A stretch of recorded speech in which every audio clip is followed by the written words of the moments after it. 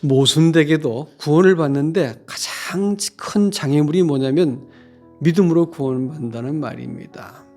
얼마큼 믿어야지 구원을 받느냐, 또 거의 커트라인이 있느냐, 얼마큼 순도를 유지해야만 구원을 받는 믿음을 가질 수 있느냐, 이렇게 말을 하면 대답을 할 수가 없게 됩니다.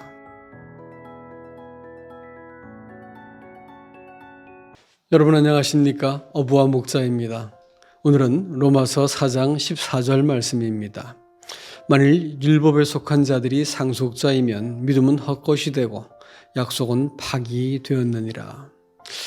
믿음으로 구원을 받는다는 것은 구원의 근거를 사람이 제공하지 않았다는 것입니다. 모순되게도 구원을 받는데 가장 큰 장애물이 뭐냐면 믿음으로 구원을 받는다는 말입니다. 얼마큼 믿어야지 구원을 받느냐, 또 거의 커트라인이 있느냐, 얼마큼 순도를 유지해야만 구원을 받는 믿음을 가질 수 있느냐, 이렇게 말을 하면 대답을 할 수가 없게 됩니다.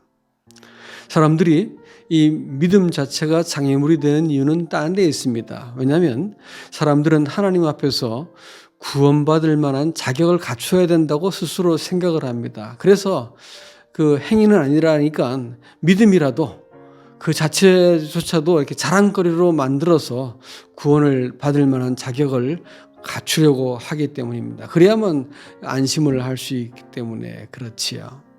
말하자면 자기가 잘 믿어들인 것이 구원의 원인이 되고 또 근거라고 생각을 하는 것입니다. 자기가 잘 믿었으니까 대가로 구원을 받은 것이라면 자랑거리가 될 수밖에 없는, 믿음 자체가 자랑거리가 되는 것입니다. 그래서 사람들은 구원을 얻기 위해서 자기가 납득할 만한 믿음에 이르려고, 그 수준에 이르려고 애를 씁니다. 그러나 구원이 이루어진 시점이 언제였는지를 생각해 보면 의미가 아주 명확해집니다. 자명해집니다. 죽은 자를 의미하는 죄인에게 구원의 자격이라도 갖추라는 것은 사실 어불성설이지 않습니까? 오히려 믿음은 이미 성취된 구원을 보고 나니까 마음속에서 하나님이 믿어지게 된 것이 정상적인 반응일 것입니다. 그러므로 구원을 얻기 위해서 믿어드린 것은 결코 구원의 자격이 될 수 없다는 것입니다.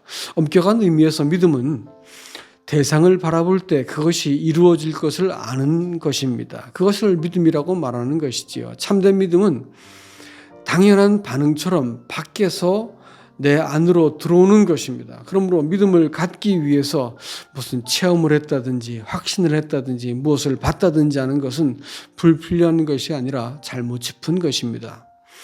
믿음이 생기는 것은 대상이 누구인가에 따라서 내 안에서 일어나는 것이지 대상을 향해서 내 안에서 믿음을 맞춰내고 이끌어내고 하는 것이 아닙니다. 이건 신념이라고 부르는 것이에요. 믿지 못할 만한 사람을 바라보면서 내가 믿어야 된다라고 말하는 것은, 그것은 성경이 말하는 믿음이 아니라는 것입니다.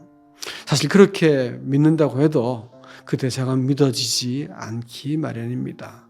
상대에게 나를 믿어달라고 말하는 것은 평소 믿지 못할 만한 사람이라고 하는 뜻이 될 것입니다. 그러나 대상이 누구인지를 알고 나면 믿으려고 노력할 필요가 없습니다. 믿어지는 것이니까요.